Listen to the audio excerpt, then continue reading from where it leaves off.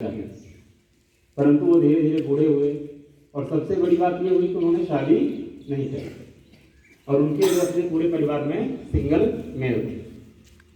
तो मंत्री लोगों के साथ बैठे थे, विचार विमर्श चल रहा था।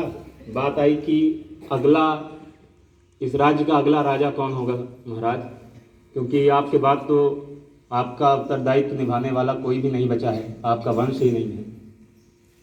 तो मंत्रियों ने उनके साथ, मंत्रिमंडल ने उनके साथ बैठकर एक सुझाव निकाला। राजा ने अगले दिन पूरे राज्य में एक घोषणा कराई कि जितने भी 15 से 17 साल के बालक हैं वो सभी के सभी कल मेरे राज्य में उपस्थित हों, जिनको राजा बनने की चाह हो। खूब तादाद में, बहुत सारी भीड़ों में लोग इकट्ठा हुए। सभी के अभिभावक अपने बच्चों के साथ वहाँ पहुँचे जो 15 से 17 साल के बीच के थे। सब खुश थे कि मेरा बेटा राजा बन जाएगा, मेरा बेटा राजा बन जाएगा। तो राजा ने उन सभी बच्चों को, 15 से 17 साल की उम्र वालों को, एक एक बीज दिया, सीड्स, और उन्होंने कहा कि आप 1 साल तक इसकी देखभाल कीजिए।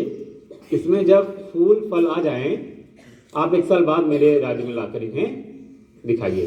क्योंकि जब आप एक पेड़ की, एक पौधे की रक्षा कर लेंगे अच्छे से, 1 साल तक उसे कम से कम 1 साल तक संभाल के रख लेंगे, इसका मतलब आप राज्य भी चला सकते हैं।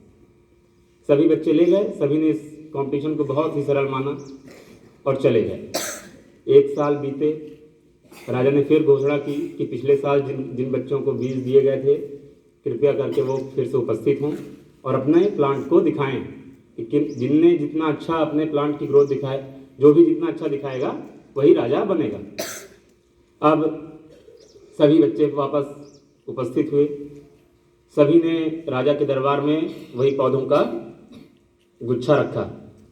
किसी में एक एक से सुंदर सुंदर फूल थे, किसी में फल भी आ चुके थे, कुछ के प्लांट्स काफ़ी ऊंचे ऊंचे हो चुके थे। सभी मंत्रिमंडल और राजा लोग देखकर भौचक्के रह गए।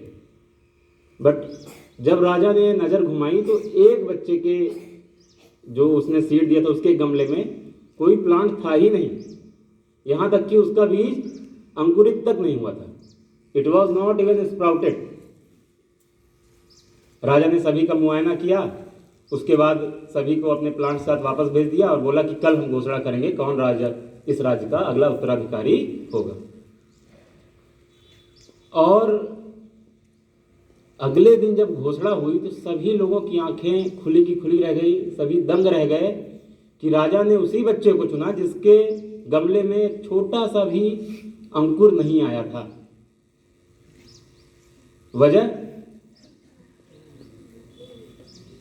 एक्चुअली वजह यह थी कि राजा ने जो बीज दिए थे वो सभी के सभी बीज नॉन वायेबल थे, मतलब वो प्लांट पौधे बन ही नहीं सकते थे।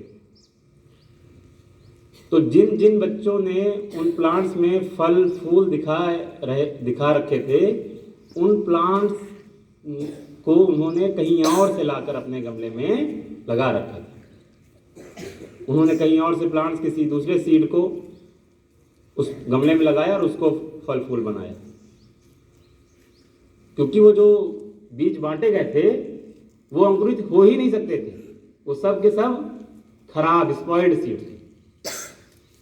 राजा सिर्फ बच्चों की ईमानदारी चेक करना चाहता था कि कौन ऑनेस्ट है, कौन अपने जो भी हम दायित्व दे रहे हैं, जो भी हम करने को कह रहे हैं, कितनी ईमानदारी से कौन उसे निभा रहा है। वो छोटा बच्चा उसी बीज में 1 साल तक पानी डालता रहा और सबसे बड़ी चीज, उसे संभाल के रखा और डरा नहीं, क्योंकि सत्य को कभी डरने की आवश्यकता नहीं होती है। और ऑनेस्ट होना अपने कर्तव्य के प्रति, अपने दिए गए जिम्मेदारियों के प्रति, अपने दायित्व के प्रति बहुत ही जरूरी है। अब ये स्टोरी क्यों बताया, क्योंकि फिलहाल प्री बोर्ड चल ही रहे हैं और आगे आने वाले 2 दिनों के बाद 12 तारीख से आपके PWT3 भी स्टार्ट होने वाले हैं, राइट। तो कुछ बच्चों की, सबकी तो नहीं कहता, कुछ बच्चों की हैबिट होती है वो अभी नहीं पढ़ेंगे, अभी रिवीजन के समय पे कुछ नहीं पढ़ेंगे, किताबें नहीं खोलेंगे, इधर उधर घूमते फिरते रहेंगे। जैसे ही सर या हाउस मास्टर आ रहे होंगे, किताब खोल के बैठ जाएंगे। उनको लगेगा कि हम सर को लगेगा कि हम कितना पढ़ रहे हैं। सर को इससे मतलब ही नहीं है, तुम बैठ के पढ़ते रहो, तुम दिखाओ किताब, तुम्हारा मेन जो